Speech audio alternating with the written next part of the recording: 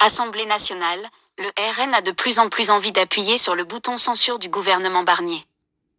Le RN, Marine Le Pen en tête, envisage de voter la censure, certains demandant avant Noël au risque de déclencher une crise politique. Le Rassemblement national semble de plus en plus vouloir déclencher le compte à rebours vers la fin du gouvernement Barnier. Poussé par sa base, le parti examine sérieusement l'hypothèse d'une censure, au risque d'apparaître comme responsable d'une crise politique qui ne pourrait être purgée par une nouvelle dissolution avant l'été. Le Premier ministre, qui convie tour à tour les présidents de groupe la semaine prochaine à Matignon, va recevoir pour la première fois depuis sa nomination Marine Le Pen, chef de file des députés RN. Mais cela suffira-t-il à empêcher le parti d'appuyer sur le bouton? Bardella très critique. La décision de la censure n'est pas prise, mais le gouvernement en prend la voie, a en tout cas estimé lundi soir sur BFM TV Jordan Bardella. Et le président du RN de poursuivre, les Français ont des préoccupations quotidiennes, la sécurité, le contrôle de l'immigration, le pouvoir d'achat, l'activité économique. Si sur ces grands sujets le Premier ministre n'est pas capable de fixer un cap, alors quel est l'intérêt de ce gouvernement? Et l'épée de Damoclès est bien lourde.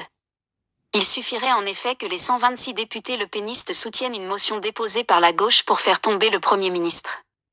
Ce scénario apparaissait pourtant encore baroque il y a quelques semaines. Face à une Assemblée nationale éclatée sans majorité, Emmanuel Macron s'était assuré cet été que Marine Le Pen et les siens ne censureraient pas a priori Michel Barnier, une faveur qu'elle avait consentie. Les débats autour du budget ont depuis refroidi les ardeurs. On nous avait dit, on va construire ensemble, je ne sais pas avec qui, Michel Barnier a parlé, mais en tout cas pas avec moi, grinçait ainsi la semaine dernière Marine Le Pen. Une censure avant Noël?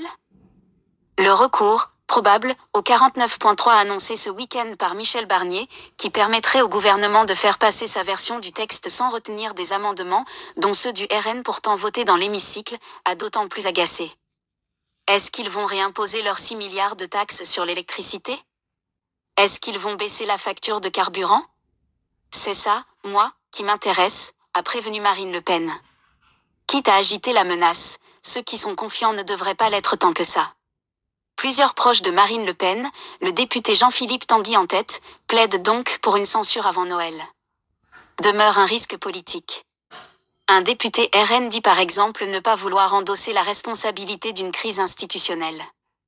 Ce serait quel autre Premier ministre? Pour faire quoi de différent, interroge celui pour qui Barnier est le moins pire. L'hypothèse est néanmoins prise au sérieux au gouvernement.